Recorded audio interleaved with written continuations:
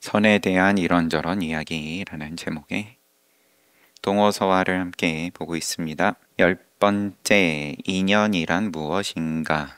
인연이 뭐냐? 옛날 가르침에 사람에게 인연이 있으면 쉽게 믿고 법에 인연이 있으면 쉽게 깨달음에 들어간다. 사람하고 법 나눠가지고 출처가 주석이 있어서 규봉종밀 화상께서 원각경에 주석을 한 원각경 약소, 이제 규봉종밀께서 하신 말씀인 모양이죠.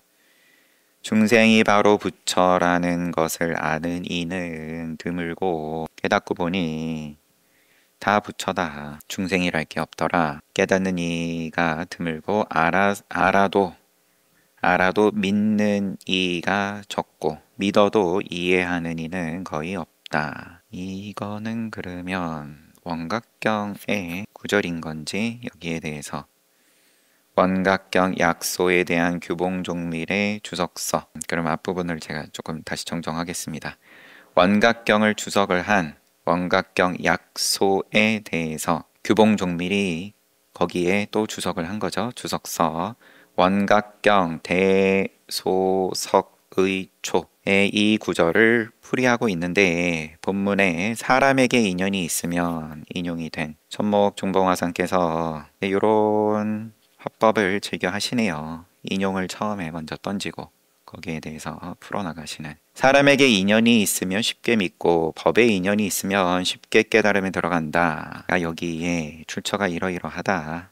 규봉종밀의 주석서 원각경 대소석의초 여기에 등장한다. 인용하면 다음과 같다. 소에서 중생이 바로 부처 이하는 점점점 핵심을 드러낸 것이다. 인연은 사람에 속하고 종성은 법에 속한다. 구분을 지었어요. 사람과 법에 대해서. 인연법, 열반법 구분을 지어서 이게 명확하지 않으면 늘 반복해서 하는 말이지만 깨달음을 구한다고 하면서 알고 보면 부와 명예 등등의 인연법을 구하고 있더라. 이러한 인연과 종성에 의지하여 사구가 이루어진다. 인연은 있고 종성은 없는 경우 등 사구. 인연이 있고 종성이 있고 인연이 없고 종성은 있고 경우의 수를 다 얘기하는 거죠. 인연은 인연이 있고 그 다음에 종성이 없고 둘 다 없고 사람에게 인연이 있으면 쉽게 믿고 법에 종성이 있으면 쉽게 이해한다. 또한 쉽게 믿는 것과 통한다. 나머지 구절은 알 수 있을 것이다 라고 돼 있는데 넘어가죠. 주석이니까. 중요한 건 천목중봉 화상께서 여기에 대해서 여기서 인연이란 무엇인가 하면 돌아와가지고 오랜 겁 동안 심었던 원인이 금일에 감응하는 것이다. 쉽다. 왜 이런 일이 생겼냐? 요 앞에 나왔던 복과 재앙. 왜 복이 있냐? 왜 재앙이 있냐? 보통 이제 재앙이 있을 때 궁금해지는 거죠. 왜 이런 억울한 일이 생겼냐? 오랜 겁 동안 심었던 원인이 지금 감응한 거다. 시절 인연이 된 거다. 한마디로 발동을 할 타이밍이 된 거다. 연을 만남은 불조 성현도 피하고자 했으나 피하지 못했다. 피하는 모양을 일으켜서 피했다 여서가 아니라 내 모양은 불조 성현도 늙고 병들고 죽음을 피할 수가 없다. 인과를 피할 수가 없다. 더구나 나머지 중생들은 더 말할 나위도 없다. 깨달아서 인가를 바꾸겠다. 고행으로 과거업을 바꾸겠다. 등등 그런 꿈은 빨리 깨라. 그러므로 동산연 스님께서 오조보변 스님께서 한결같은 맛으로 똑같은 인용하십니다. 복과 재앙에서 들었던 인용. 한결같은 맛으로 과거의 인연을 믿으리라 라는 훌륭한 훈계를 남겼다. 여기서 믿음은 순종을 뜻하는 것으로서 바르게 순종하며 흘러 넘치지 않는 것을 말한다. 분을 지키는 것에 대해서 말씀을 하신 거 다 마찬가지인 거죠. 그러면 나는 욕심 안 부리겠다. 어떻게 해야 분에 넘치지 않는 거냐? 그거를 모르겠다. 어떻게 해야 복을 만나든 재앙을 만나든 여기에 대해서 이게 분에 넘치는 게 아니었구나. 내가 받을 거 받는구나 할 거냐. 어떻게 그러면 인연에 대해서 인과에 대해서 순종이 될 거냐. 편안할 때야 받아들인다고 하지만 조금 안 좋은 일이 있다 하더라도 그래. 근데 늘 기준이 있으니까 선을 넘으면은 괴로운 거죠. 순종이 안 되는 거죠. 자신으로부터 감응하여 나타난 것을 업이라 하고 자신으로부터 감응하여 나타난 거다. 업은 뭐냐? 다른 것으로부터 감응하여 나타난 것을 연이라 한다. 업과 연, 업, 연. 깨달은 사람은 한 과보의 연이 성숙되었다는 것을 알고 그 연을 떠나거나 얻거나 간에 기쁨과 슬픔에 전혀 관계하지 않는다. 기쁨 일어나는 거고 슬픔도 일어나는 거고 늘 몸이 있으니까 이익과 손해가 있는 거고 이 몸을 유지하는 데 있어서 도움이 되는 거면 추운 날 따뜻한 곳에서 추위를 피할 수 있다. 기쁘다. 반대면은 슬프다. 괴롭다. 일어나지만 폭풍이 몰아치더라도 전혀 관계하지 않는다. 깨달은 사람은 그 과보의 연이 성숙되었다는 것을 알기에. 왜냐하면 펼쳐졌으니까, 작용하니까. 그러나 이 도리를 모르는 사람은 좋으면 경솔하게 얼른 가지려 하고 싫으면 경솔하게 얼른 버리려고 한다. 취와 사가 붙는다.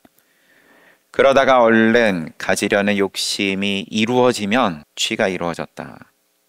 금세 뽐내고 과시하다가 여러분들 저처럼 살아야 됩니다. 다 뽐내는 소리다. 드러냈으면 이미 뽐내는 거다. 얼른 버리려는 욕심이 이루어지지 않으면 또 괴로움을 때려잡고 싶은데 때려잡아지지가 않으면 탄식과 원망을 그치지 않는다. 보연이 과보 또 인연 한번 정해지면 구차하게 피하려 해도 소용이 없다는 사실을 확실히 알게 되면 인과는 피하지 못한다. 어찌어찌 미루면 이자만 붙는다. 그 모양 쓰는 건 지키려고 하고 선업으로서 공동체를 지킨다.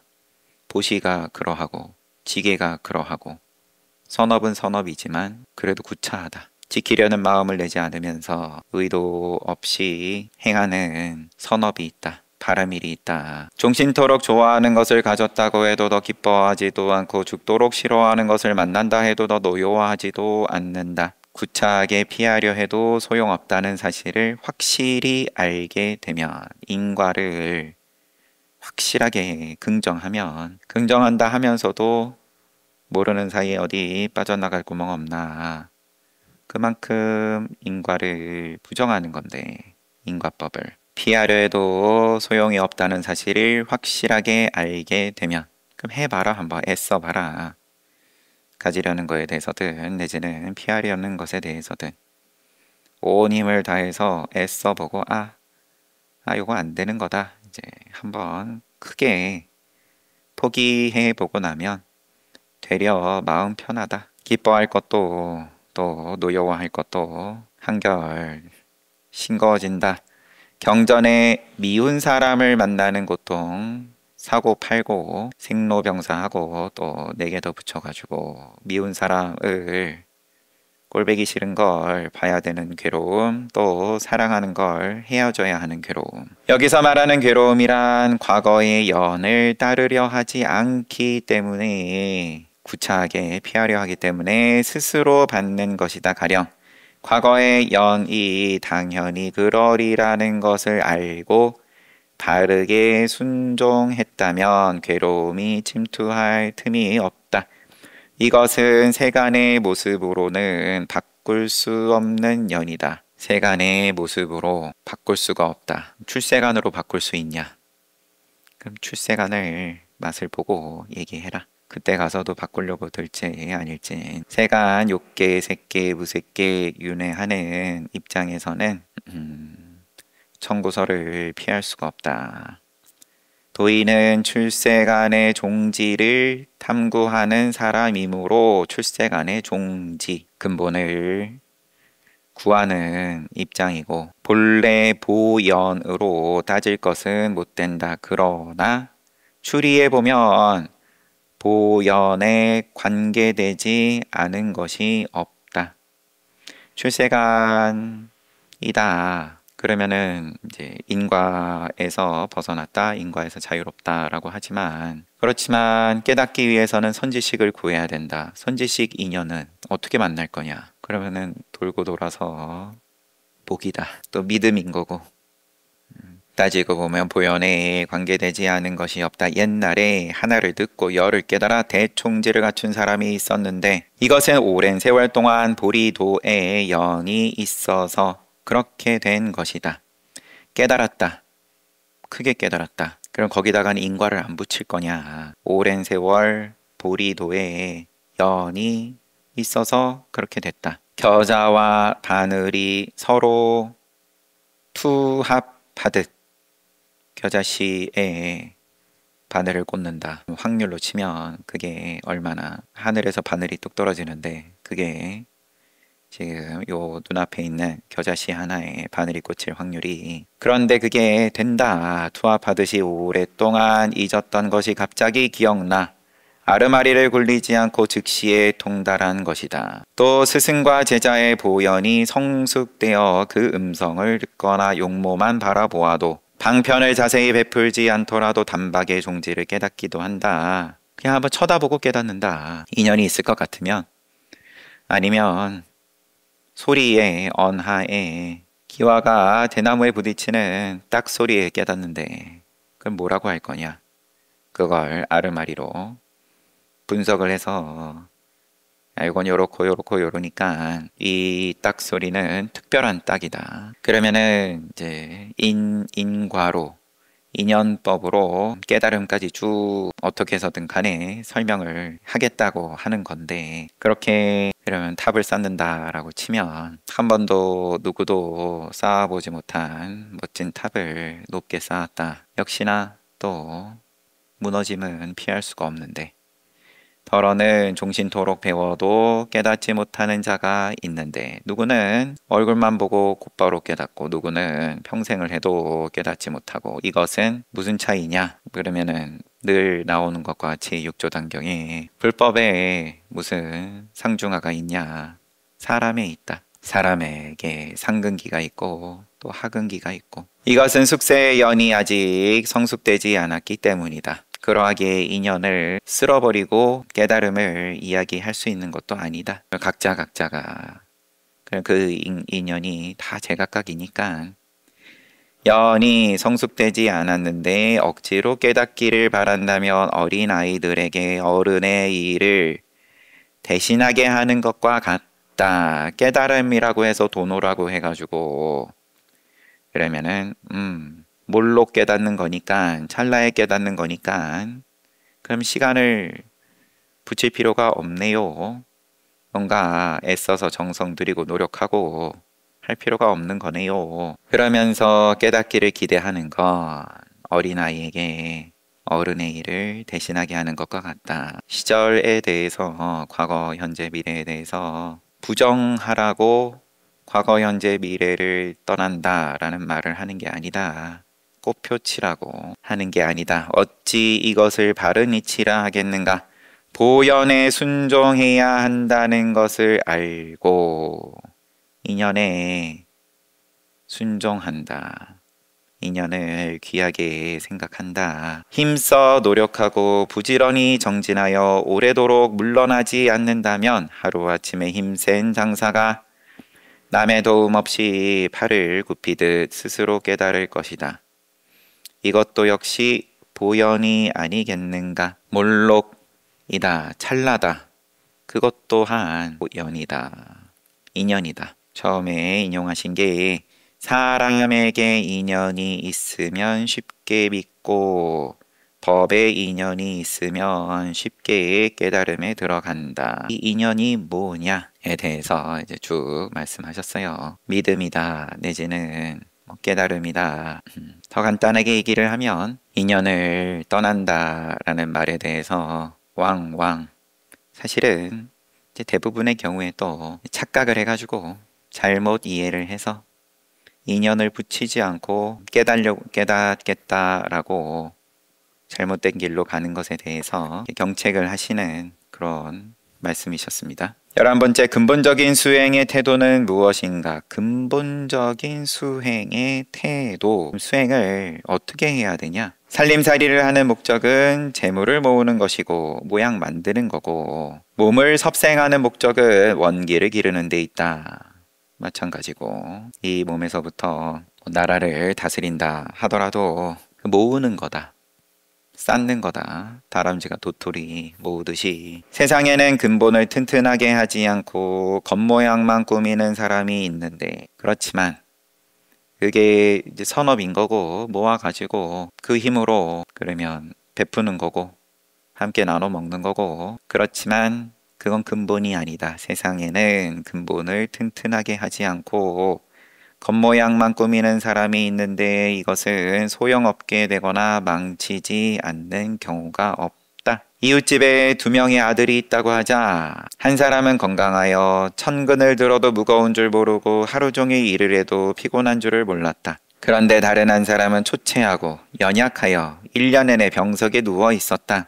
우연히 의사가 2사람의 맥을 짚었다. 그런데 놀랍게도 의사는 건강한 사람에게 말하기를 시맥을 범하면서 일을 하였으니 무리했으니 몸은 비록 건장하나 맥이 병들어 머지않아 죽을 것입니다. 초췌하고 연약한 사람에게는 육맥이 화평하여 비록 몸은 병들었어도 맥이 건강함으로 곧 원래대로 회복될 것입니다 라고 하였다. 그랬더니 오래지 않아 과연 의사의 말처럼 되었다.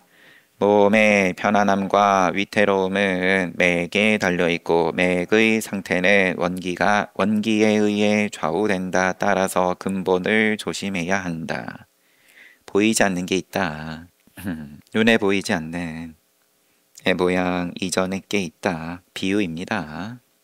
또 맥이고 원기고 또 여기에 집착하라고 이런 비유 드시는 건 당연히 아니고, 내가 관찰해 보건대 교종, 선종, 율종 세 종파가 도량을 세우고 전원을 모은 것은 밭전자 마치 강한 나의 신체와 같다고 할 수 있다. 그러나 개정해에 세 가지 눈물이 붙지 않는 깨달음이에요. 결국 이것이 바로 나의 맥이라는 것을 알지 못한다. 이것을 모르면서 열심히 내 모양을 만든다. 대부분 혼자 가만히 채찍질하고 은밀하게 단련하여 굳게 지키고 힘써 실천하지 않으면 우리의 맥은 머지않아 병들 것이다. 옛날 우리 불교가 삼무일종의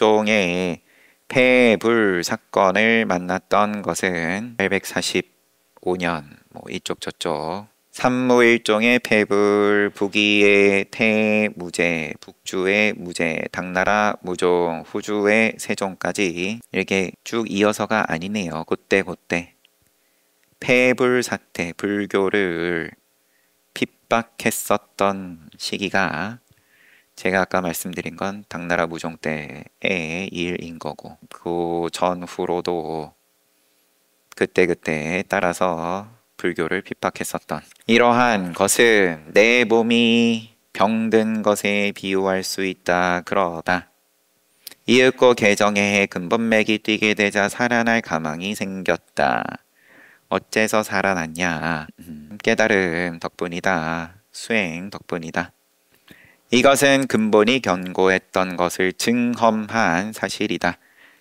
그 근본을 견고하게 하려고 하지 않는 자는 외호의 힘을 빌려야 한다고 말하기도 한다. 근본을 떠나서 다른 걸 끌고 와가지고 도량을 키우고 부처님 법을 널리 전하고 등등. 또 거기에 문체를 더하여 수시까지 하지만 이것은 맥과 원기가 꺾이고 상하면 생명이 오래가지 못한다는 사실을 모르는 짓이다. 또한 이것은 재앙이 어느 날 갑자기 닥치면 뒷일을 예측할 수 없음을 모르는 짓이다. 아무리 튼튼하게 모양 쌓아봤자 더 큰 난관이 오면 무너지는데 늙고 병들고 죽고는 원래 피할 수가 없는데 이것이야말로 매우 두려운 일이 아닐 수 없다. 어떤 한 사나이가 100묘의 전답을 경작하면서, 묘는 단위를 쭉 얘기를 하는데 굳이 안 보겠습니다. 다른 사람들의 협조를 구했다. 모르기는 몰라도 혼자 감당할 수 없을 만큼의 넓은 전답일 테고 혼자 못 해내니까 사람들 동원해가지고 농사를 지었다. 세상에서는 이것을 반공이라 부른다. 상대방이 내 농사일을 돕는 것은 쉽지만 내가 보답하는 것은 매우 어렵다. 나중에 청구서 세게 날라온다. 훗날 보답하기가 어려움을 두려워한다며 먼저 쉽게 도움을 구하지 말아야 한다. 아주 조심해야 된다. 인과에 있어서 쉽게 생각하면 무조건 자빠진다. 옛사람들은 말하기를 급히 길러낸 인물은 반드시 요절하고 급히 쌓은 공로는 반드시 쉽게 무너진다. 어렵지 않으니까 출처는 넘어가겠습니다. 천하의 일이란 게 처음이 쉽지 않으면 뒤에는 그렇게 어렵지 않지만 차근차근 튼튼하게 내지는 분을 어기지 않으면서 해 나가면 그러면은 뒤에도 역시나 마찬가지로 어려울 일이 없지만 처음에 쉽게 가면 나중에는 오히려 처음처럼 쉽지 않게 된다. 그러므로 맹자는 하늘이 이 사람에게 중대한 책임을 내리려면 반드시 먼저 그 사람의 심지를 괴롭히고 그 근육과 뼈를 수고롭게 하며 그 몸과 살을 굶주리게 한다라고 하였다. 어려움과 쉬움을 분명히 말하지는 않았지만 어려움과 쉬움의 이치는 저절로 드러났다고 하겠다. 맹자도 인용을 하시고, 그러나 이 이치의 어두운 사람은 당장에 쉬운 길을 먼저 찾는 사람은 쉬운 쪽을 추구할 뿐 이 일에 임할 때 경중의 구분이 없다. 그런 사람은 쉽고 간단한 것만 약삭 빠르게 하려 한다. 그리고는 성공을 하게 되면 마음에는 승리감이 넘치고 들뜬다, 붕뜬다. 얼굴에는 기쁨이 가득하게 된다. 그러다가 어느 날 갑자기 쉬운 일은 없어지고 어려운 일을 만나면 그 괴로움을 견디지 못해 의롭지 못한 행동에 쉽게 빠진다. 어려움을 만나면 물러나게 돼 있다. 늘 도망간다 내지는 외면하려고 든다. 그러나 이치에 통달한 인재는 보통 사람의 행동과 다르다. 비록 어렵더라도 순순히 받아들이고 쉬운 일도 조심해서 처리한다. 쉬운 일을 조심해서 할 수 있다면 구차하게 얻겠다는 얼굴을 할 필요도 없으며 구차하게 위로서 의도 일으켜가지고 얻으려고 들지도 않고 또 어려움도 순수하게 받아들이면 순응하면 피하려고 괴로운 몸짓을 할 필요도 없으리라. 나의 천진한 성품이 희로 득실 기쁘고 화나고 이기고 손해고에 혼란하지 않으며 일어나는데 몸이 있으니까 우리는 색도 있고 수상 행식이 있으니까 화나면 나고 기쁨은 기쁘고 그렇지만 처음에 거기에 상관하지 않는다. 깨달은 자는 돈은 그 가운데 있게 마련이다. 그러므로 노자가 말하기를 쉬움이 많으면 반드시 어려움이 많다라고 하였다. 그러나 세상 사람들은 쉬운 것만 숭상하고 어려운 것은 등지는 경우가 많다고 보를 과보 또 보연 보를 받는다는 이치가 없다면 성인의 말씀도 모두 헛소리가 될 것이다. 인과는 천목중봉화상께서는 인과에 대해선 이제 명확하게 피할 수 없다. 또 공덕에 대해서 누가 훔쳐갈 수 없다. 깊이 생각하고 생각해야 한다. 약간 그러면 앞서서 봤었던 천목중보화상의 삼방야화에서는 뭐 당연히 지금 동어서와도 깨달음을 말씀하시지만 여기서는 이 인과법을 좀 더 강조를 하시는 것 같아요. 처음에 이제 서문에서 하도 말이 많아서 삼방야화를 가지고 그래서 요 동어서화를 엮었다 말씀하신 게 좀 그러면 이제 인과를 부정하는 쪽으로 천목중보화상의 그럼 삼방야화를 가지고 인과를 부정하는 거냐 이런 식의 시비가 있었던 걸 수 있겠죠.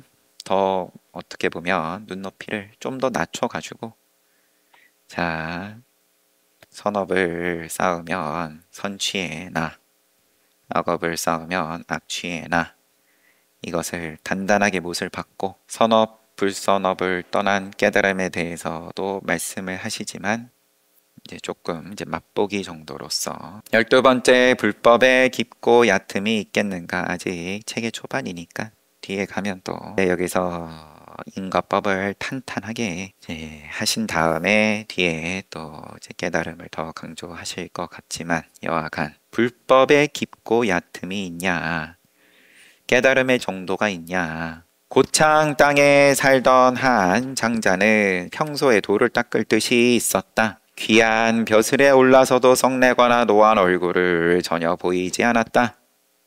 양반이었습니다. 하루는 그 장자가 내게 말했다. 불법에는 두 가지 길이 있는데 곧 얕음과 깊음이 있습니다. 그 심오한 것에 대해서는 속이니 스스로를 낮춰서 칭하는 거겠죠.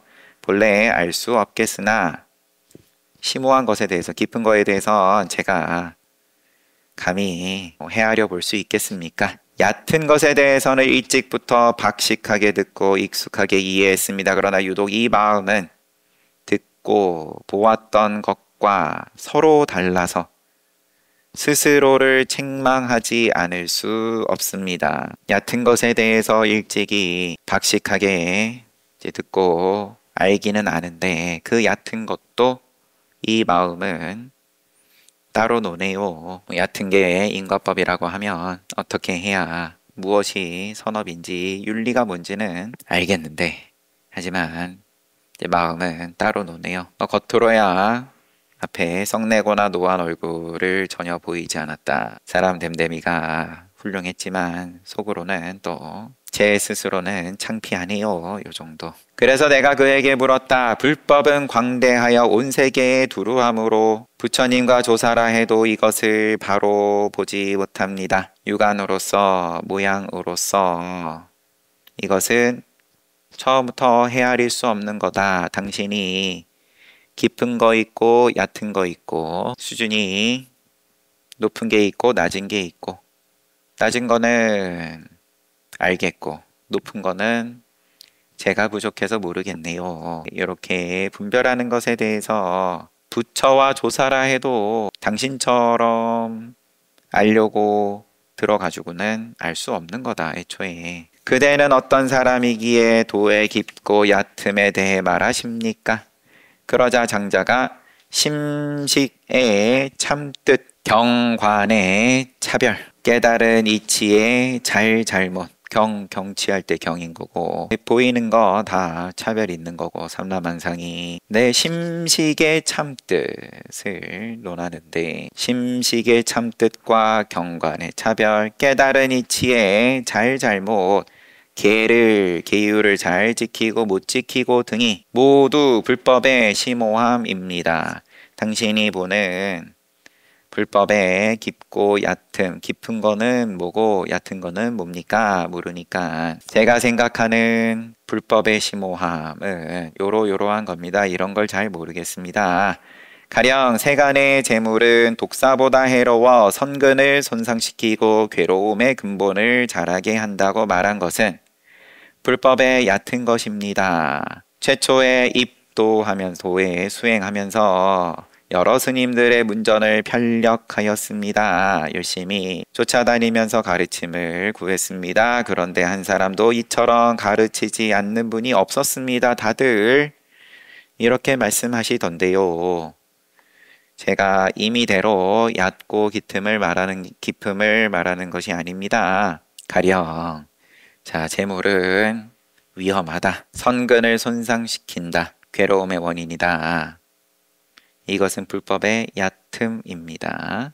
멀리해라. 재물을 멀리해라. 불교 아니더라도. 그런데 한 사람도 이처럼 가르치지 않는 분이 없었습니다. 그러나 평소 세간의 재물을 생각하면 하찮게 보아왔습니다만 은혜를 베풀어 주기를 바라는 자가 문 앞에 와서 재물을 달라고 할 때 마침 가지고 있어서 그에게 주려 하면 인색하게 아끼고 탐내는 감정이 눈앞에 엇갈렸습니다. 내 마음을 나도 몰라. 가만히 있을 땐 욕심이 안 일어났는데 이 정도는 얼마든지 주지. 하지만 막상 실제로 손으로 줄 때에는 그때는 요거 좀 아까운데 감정이 눈앞에 왔다 갔다 했습니다. 이것은 재물을 축적하는 것이 자기에게 금지되었다고 해서 남도 재물을 갖지 못하게 하는 심보일 것입니다. 내가 갖는 것에 대해서 내가 이걸 가지지 못하는 것에 대해서는 시비가 안 일어났는데 내가 가지지 못할 것 같으면 아무도 가지지 못해야 편안하다. 나는 못 가지는데 저 사람이 갖는 건 불편하더라. 그리고는 스스로 그대에게 재물을 보시하는 것은 번뇌를 보시하는 것이므로 명분을 완벽하게 만든다. 이건 재물은 독이라고 했으니까 그럼 너도 독을 가지면 안 되지. 내가 안 줘야 될 이유를 바로 만든다. 그대를 독사의 구덩이에서 구해주는 거다. 내가 너에게 안 주는 것이. 아까워하는 마음을 이렇게 이야기하더라. 어느 뭐로 생각해 보아도 끝내 비로하고 인색한 마음을 버리지 못한 것이었습니다. 하지만 그러고 나서도 내 스스로 마음이 캥기더라. 그러다가 문득 깨달은 바가 있었습니다. 제가 평소 듣고 이해했던 것은 거짓 마음이었으며 인색하게 아끼고 애석해 하는 것이 저의 솔직한 감정이었던 것입니다. 진솔한 감정은 겉으로 보아서는 알 수 없습니다.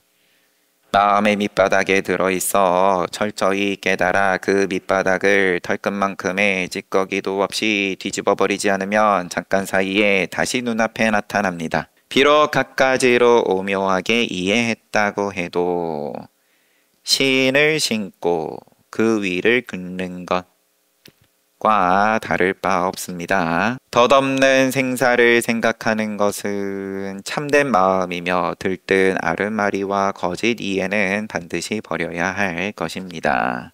해서 끝났는데 제목이 불법에 깊고 얕음이 있습니까? 로 시작을 해서 어느 제가자가 거사가 와가지고 불법에 두 가지 길이 있다. 깊음과 얕음이다.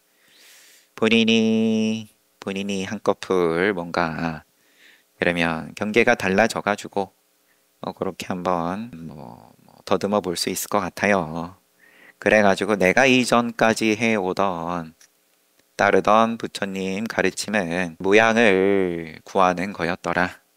네, 그게 좀 깨졌다. 이런 차원에서 깊음과 얕음을 구분을 하면서 이야기한 것으로 보이고요. 뒤에 스스로의 경험까지 보니까 그러면 또 지금 선지식인 천목중봉 화상도 이 사람이 어떤 느낌으로 아는 체 하려고 와가지고 이야기 꺼내는 거는 아닐 테고 오래 보아왔던 자일 것 같으면 변화를 더욱 정밀하게 보셨을 테고 그래서 한 번 더 질문을 던지고 뭐가 달라졌기에 깊음과 얕음을 얘기합니까? 그랬더니 자기의 재물에 대해서 재물을 바라보는 자기 마음에 대해서 그간의 밑바닥에 보지 못했던 것에 대해서 보게 되었다.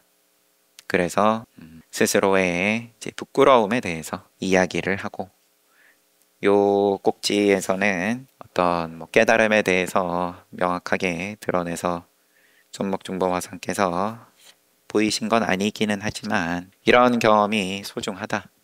한번 해보면 겸허해진다. 더 조심하게 된다. 들뜨지 않는다. 왜냐하면 나는 이 밑바닥 봤다 해서 신나서가 아니라 여태 못 보던 것이 있는데 그러면은 또 얼마나 지금도 못 보는 게 있을 수 있지 않겠냐 하면서 잘 봤습니다. 너무 쉬운 내용일라나요, 여러분들께? 그러면 그런 대로 또 앞에 봤던 깊고 얕은은 뭐 그렇고, 근본적인 수행의 태도에 대해서 마찬가지고, 인연에 대해서 마찬가지고, 이게 수능이 되냐 인과에 대해서 내가 자신하지 말아라. 자신하면 곧바로 감당하기에 만만치 않은 일을 만났을 때, 쉽다고 지금 쉬워서는 안 된다, 어려워야 된다, 고행을 해야 된다, 그런 말씀이어서가 아니라 쉬운 인연이면은 쉬운 인연인 대로 들뜨지 않고 거기에 대해서 또 순응하는 거고, 대신에 쉽다고 방심해가지고는 곤란하다. 또 어려운 인연이 그러면 있게 마련인데, 쉬운데 물들면 어려움이 왔을 때는 마군이 온 군대를 동원해서 부처님의 깨달으시는 성도하시는 자리를 무너뜨리기 위해서, 그 자리에서 물러나게 하기 위해서 고난을 당면했을 때 어때? 그럼 자리를 잘 지켜내기만 하면, 어려운 인연에 대해서 피하지 않기만 하면 된다는 말씀을, 지금 이런저런 복과 재앙이고 인연이고 깊고 얕음이고 근본 태도이고 다 한결같이 말씀을 하시는 중입니다. 잘 봤어요. 쉬었다가 정진합시다.